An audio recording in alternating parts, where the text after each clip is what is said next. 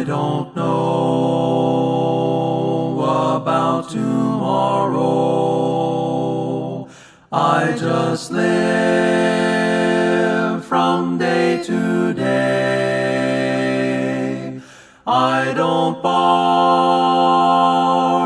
from its sunshine, for its skies may turn to gray. I don't worry o'er the future, for I know what Jesus said, and today I'll walk beside him, for he knows what is ahead. Many things about tomorrow I don't seem to understand, but I know who holds tomorrow, and I know who holds my hand. Every step is getting brighter as the golden stairs I climb. Every burden's getting lighter. Every cloud is silver lined. There the sun is always shining.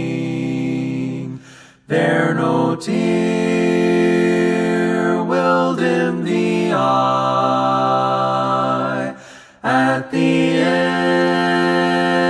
ending of the rainbow, where the mountains touch the sky.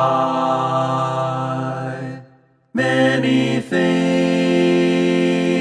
about tomorrow I don't seem to understand, but I know who holds tomorrow, and I know who holds my hand.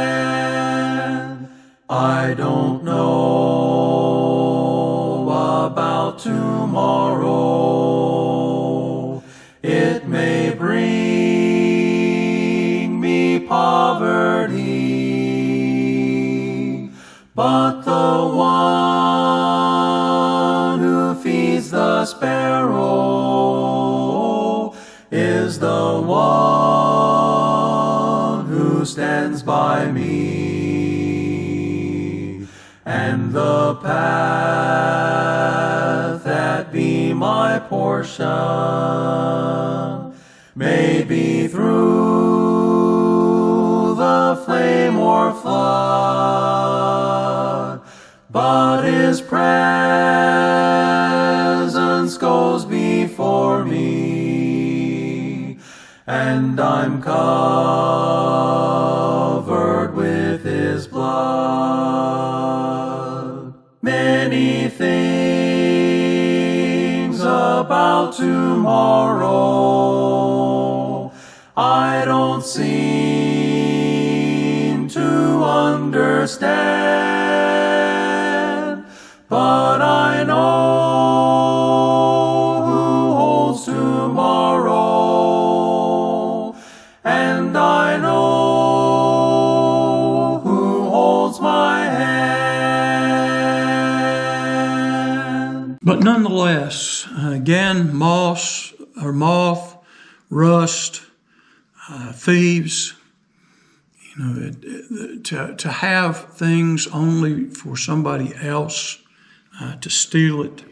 So Matthew 6:20 says, "But lay up for yourselves treasures in heaven, where neither moth nor rust doth consume, and where thieves do not break through and steal. And the bottom line is, for where your treasure is, there will thy heart be also. And this is the whole discussion that we're looking at, being single-minded, double-minded, single-focused, double-focused. And where is your heart? Where is it centered? Where is it placed? Is it focused on the things of the earth? I saw a thing today, a little picture that said, I'm not trying to be better than anybody else. I'm just trying to be better than I was yesterday. We can't just live to impress others. And again, years ago, I always think of it when we're looking at these verses is, a statement somebody made, and I don't know where it came from exactly, but said people spend money they don't have on things that they don't need to impress people that they don't like. And so that kind of is the way things work. And the simplicity of life. If we could just be content with clothes, and again, there are many avenues, many places where we can get clothes, and that's part of what Jesus says. You can always have clothes. It may not be, the kind of clothes that you want or that matches up with your neighbors or whatever, but it's kind of amazing. But whether you're living on the street in America or whether you're living in a mansion, how many people you saw sitting out on the street corner naked that weren't on drugs? People have clothes, right? They have clothes. Whether they're a street person living in a cardboard box, they have clothes. There should be a lesson, and that Jesus says, look at the birds, look at the grass.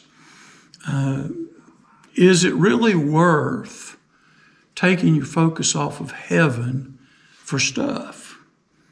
And this is what Jesus was trying to get his disciples to think about. And I think a lot of them took it to heart, because in the early days of the church, when we look at Acts 2, people sold the things that they had. A lot of it were lands and things, possessions that they had they weren't using.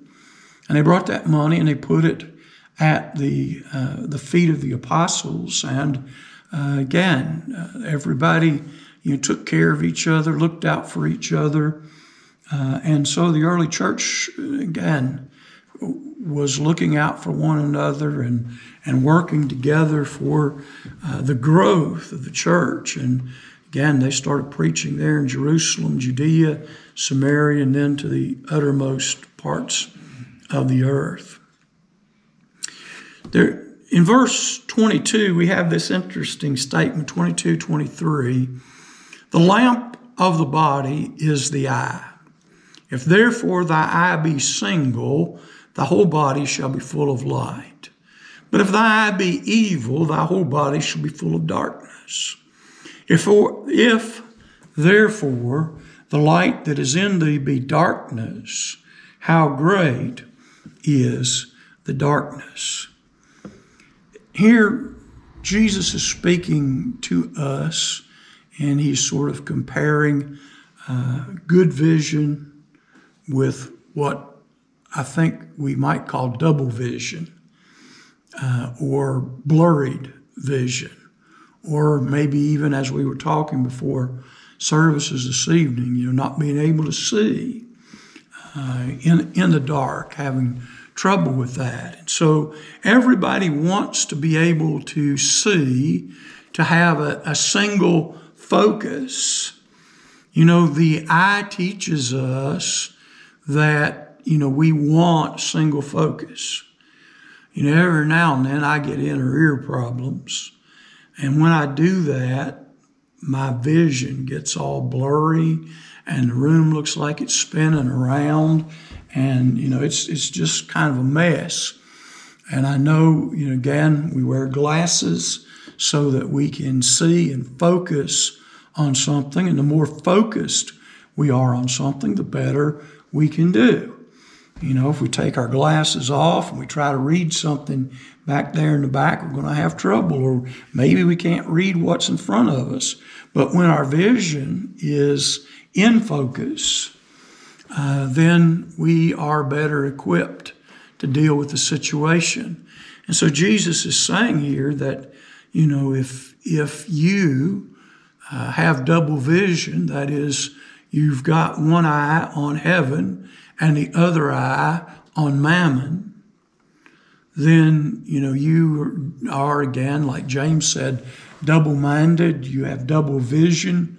The eye and the focus of the eye brings light into the body. And so if the thing especially that we're focused on is darkness, it's the things of the flesh, the temporal, the temporary things, then there is a great darkness in us, and we are not really preparing ourselves as we should be for eternity. Anybody have any questions or comments?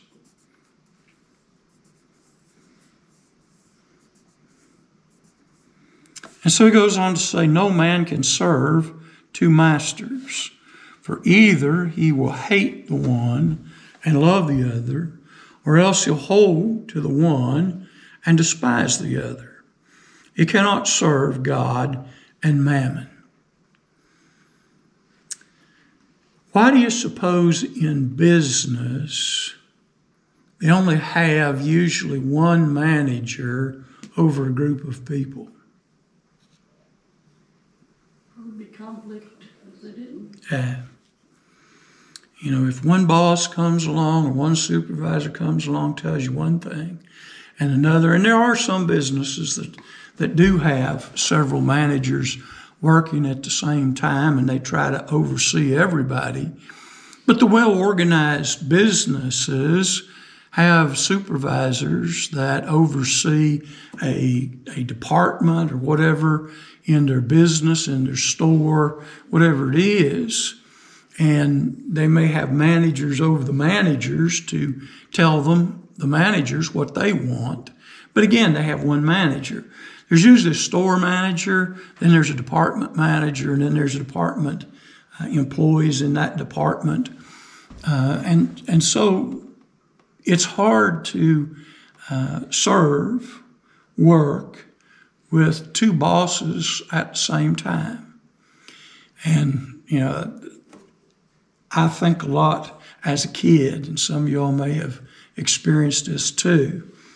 It's tough sometimes to have two parents, because I would go to Dad and he'd say, I'd ask him something and he'd say, well, go ask your mom. And I'd go to her and she'd say, well, go ask your dad. And I'd say, well, I went to him and he said, come ask you. And she said, well, go back and tell him that, he is okay. And so I'd bounce around all over the place.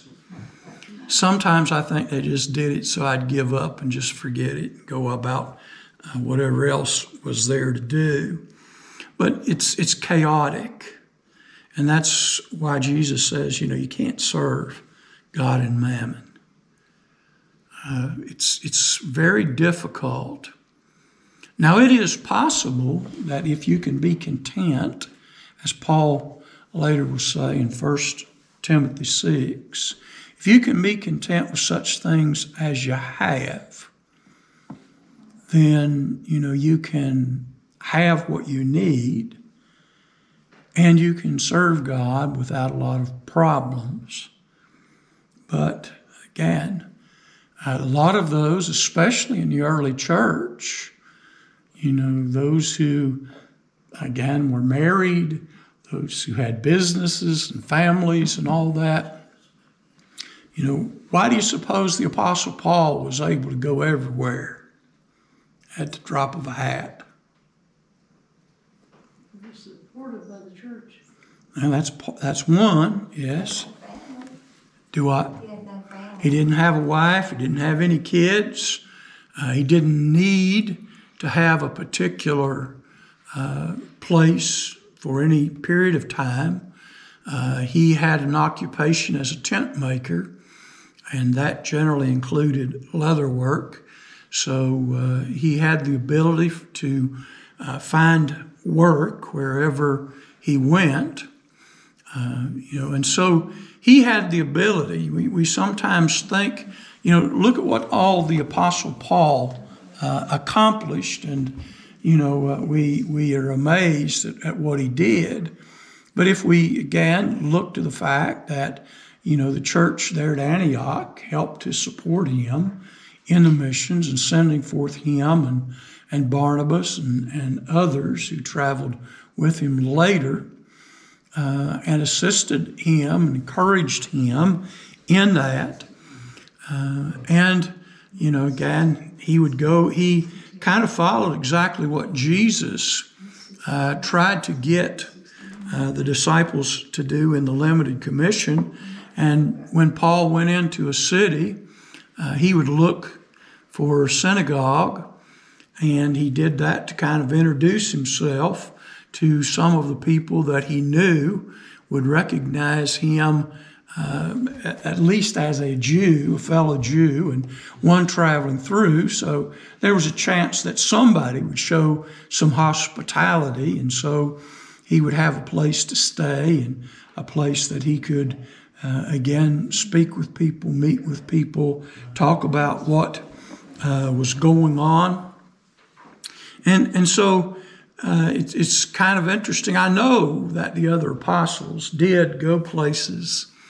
They did accomplish a lot of different things, but the Apostle Paul was freed to do that, and he wasn't necessarily saying that everybody had to be like him. I mean, he, when writing to the Corinthians, said, he had the same right to lead about a sister, a wife, someone in the faith who would work with him. But he also knew that can cause some conflicts. And so the more, as Jesus is trying to get them to see this even before the church really starts, as a church, we really need young people to consider this. As far as family and jobs and what they're going to do. I mean, most people today, they want a good job, lots of money, big house, nice car. And so by the time, again, they reach that point, they've really obligated themselves to mammon more than they're going to be able to back away. And short of just selling whatever they've got and starting all over again, most people aren't willing to do that. And so there is reasoning behind all of this. And Jesus also asked the question in Matthew 16, what shall a man give in exchange for his soul? What does a man profit if he should gain the whole world and lose his own soul? And I wonder, as we think about that in light of this, I wonder how many people are in the Haitian world who have passed from this life, who wish they had never took that job, wish they had never married that man, that woman, wish that they had made better decisions. The world said, hey, you're okay with this. It's okay to do that. But Jesus warns us that, people are in many ways trading eternity, Jesus has laid up for yourselves treasures in heaven. But, there's, if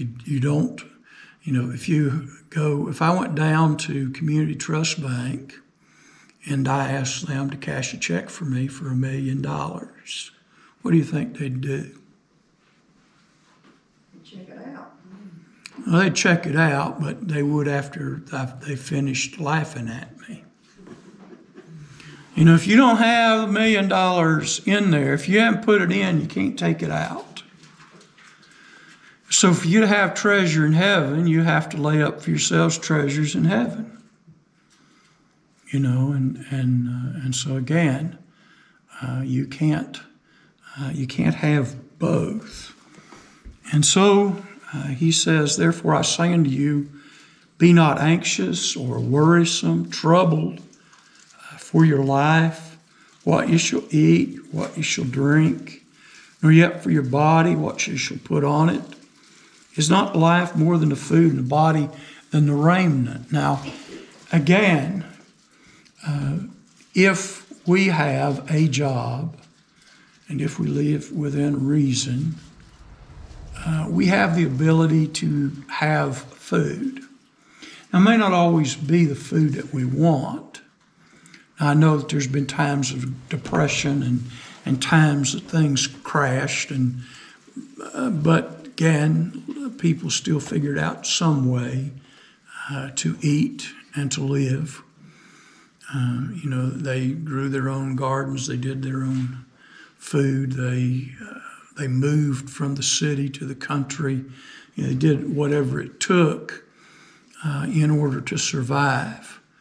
And, you know, if our tastes were not as expensive, you know, we could eat food, we could still be healthy, we could be all right without the big expense. A lot of people say, you know, I go to the grocery store and I spend $300 or $400 a week on groceries.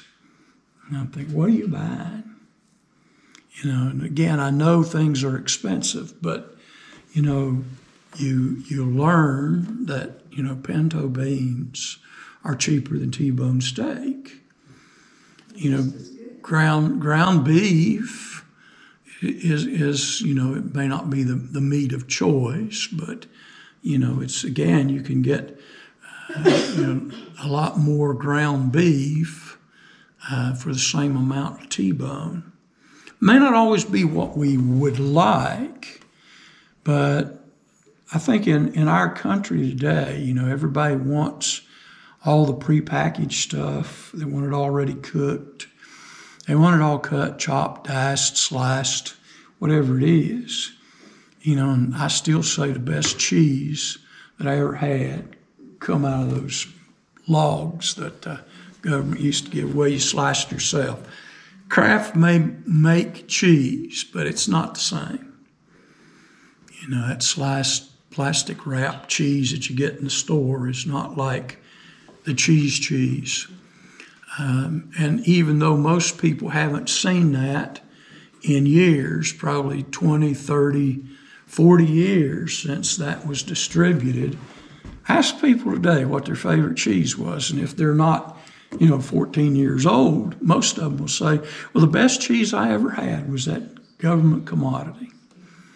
You know, and so again, our tastes, you know, and I find that interesting because in Daniel, when they took Daniel and his companions captive and led them away into Babylon, the king chose Daniel and his companions, and he wanted them fed and taken care of like the Babylonians. They wanted, you know, him to be fed from basically the king's table. And of course, that's all the riches and niceties and all that. And they pleaded with the king to just let them eat, you know, the normal food that they had been eating. And, you know, if it appeared that their health or whatever was being damaged or harmed, then they would take that food. And so the agreement was made, and they proved the fact that they didn't need food off the fancy food, at least off the king's table, that they could survive and thrive on other things. And so, you know, I've over the years, it just, you know, there's so much comes into this, but I had a friend once, and I was there visiting. His dad was all upset because his son had paid $5 for a bar of soap. Now, this was back in the 70s. And he was fussing that, his son paid $5 for a bar of soap, and he was trying to figure out how many bars of soap he could get for $1. And, again, most of us have been around long enough to know that there was a time that, you could get, 4 bars of soap, 5 bars of soap for $1 at some of the places years ago.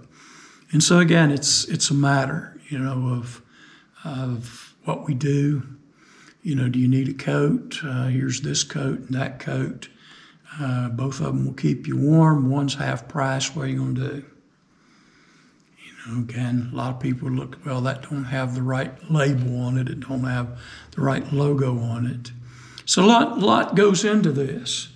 Jesus was talking to the people of his day, but I think he has a lot to say to the people of our day. People paying $200, $300, $400 for a pair of tennis shoes. I've seen some people who've paid thousands of dollars for a pair of tennis shoes. And I just, I don't know.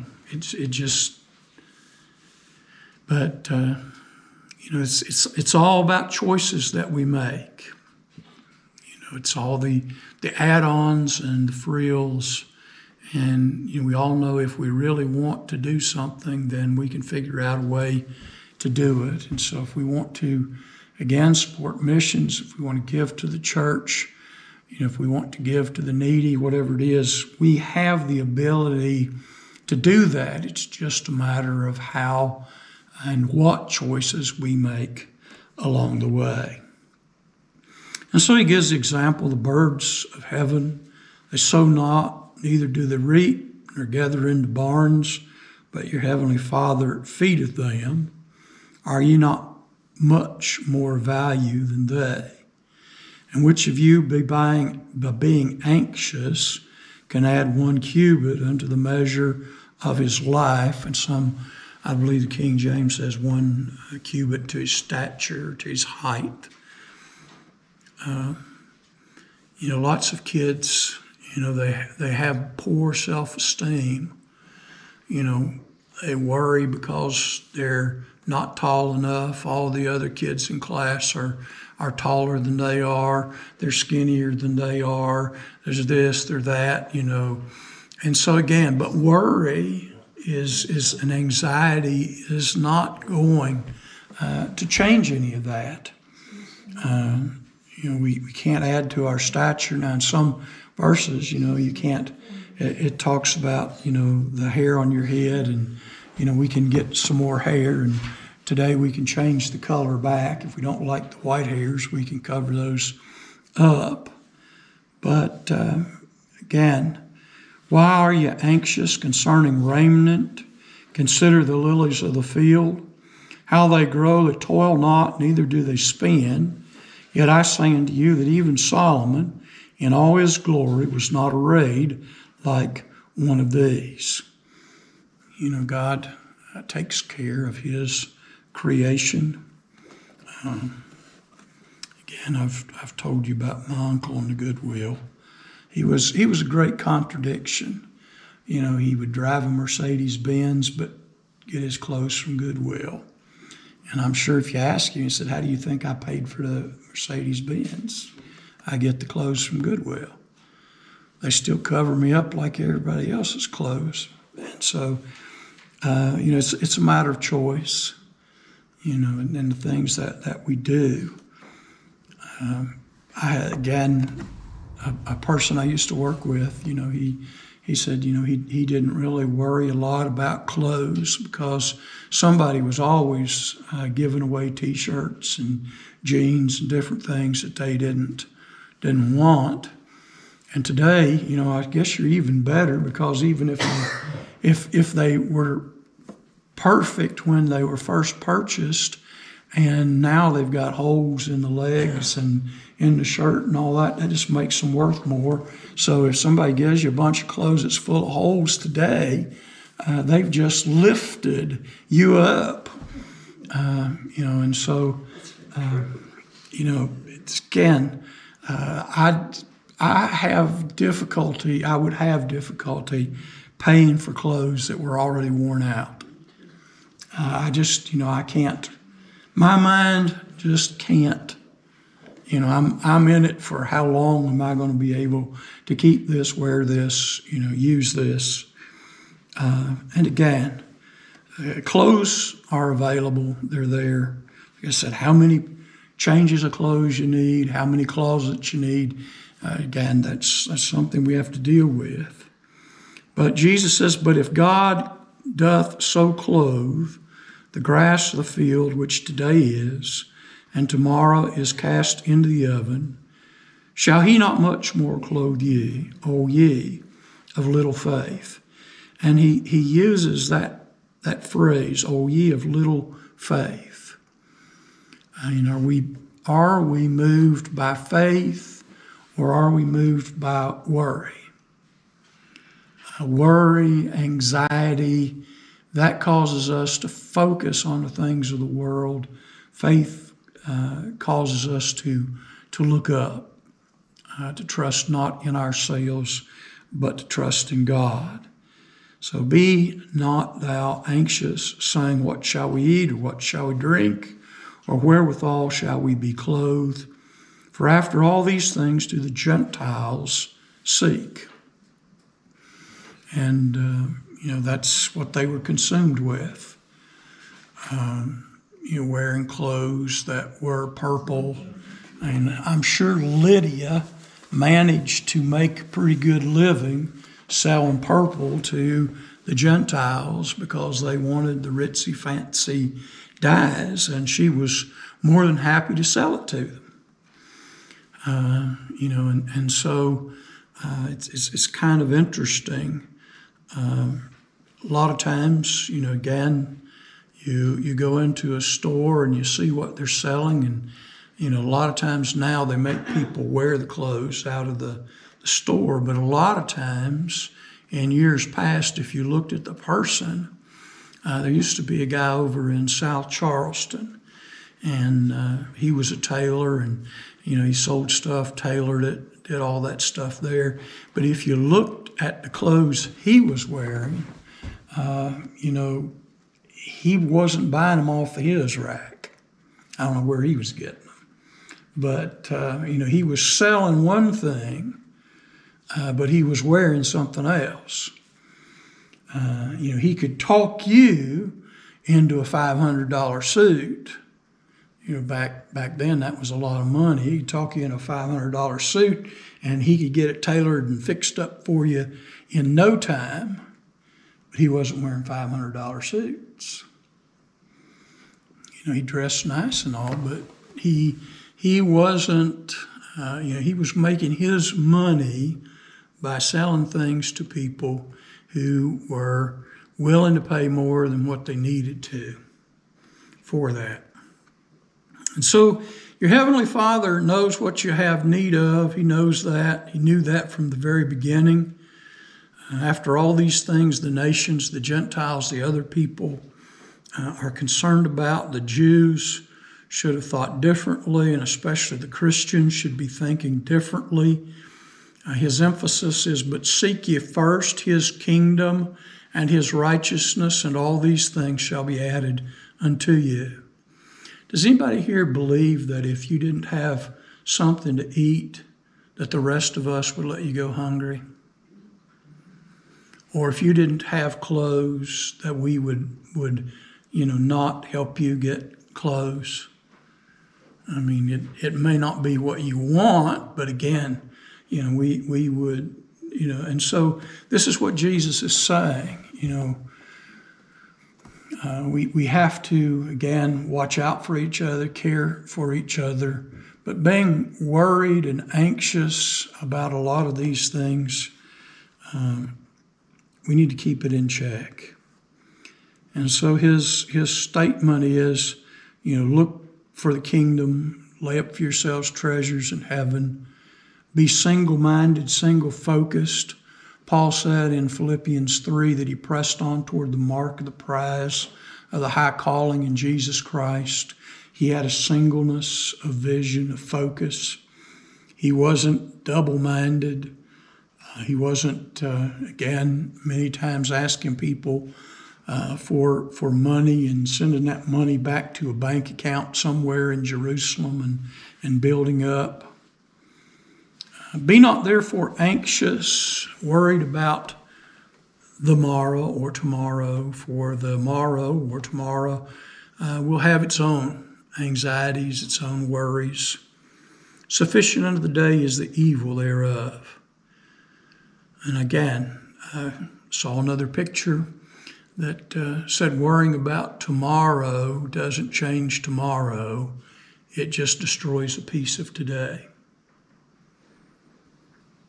You have to live in the day. And if you spend all day today worried about tomorrow, then you've ruined 2 days. Even if tomorrow is not going to be a good day, if you let that destroy today, then what could have been just 1 bad day is going to end up being 2 bad days. And then after it's over, if you, again, carry that with you and all, then and hold it, and then that day is going to mess up everything else.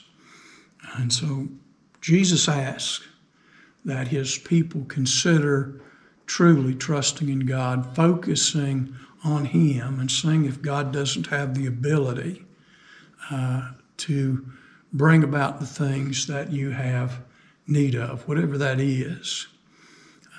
Does anybody have any questions or comments? In summation, be people of faith and not people of worry. Trust in God, lay up for yourselves treasures. Lord willing, next week we'll pick up with subdivision G, and we're going to talk about Christ's law or teaching concerning judging one another. Thank you for your attention, your comments. Yes? Well, in that very last sentence there, it says that God will order the affairs of tomorrow. Yeah. If you trust in him.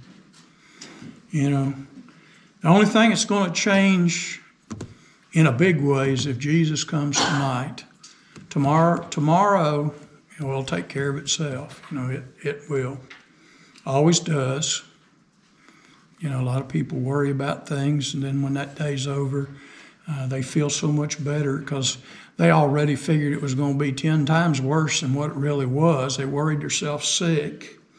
And then when it's all over with and they breathe a sigh, it's like, well, it wasn't that bad after all. So again, they took away a lot of their peace. In closing this evening, we wish to thank you again for spending your time and study with us. We hope the lesson has been uplifting and motivational. We encourage you to return again for our next lesson. Until then, may we invite you to visit our website. You will find many study opportunities. Our resource page has links to the Gospel Broadcasting Network, a 24/7 station with many great Christian programs and speakers. In Search of the Lord's Way, with Brother Phil Sanders. We have 2 links for Bibles and downloadable software. If you are looking to really expand your knowledge, perhaps you might like to try World Video Bible School, a college-level learning site free of charge. So, until next time, may God bless and keep you in his care as we walk together in his truth. And remember, as always, the churches of Christ salute you.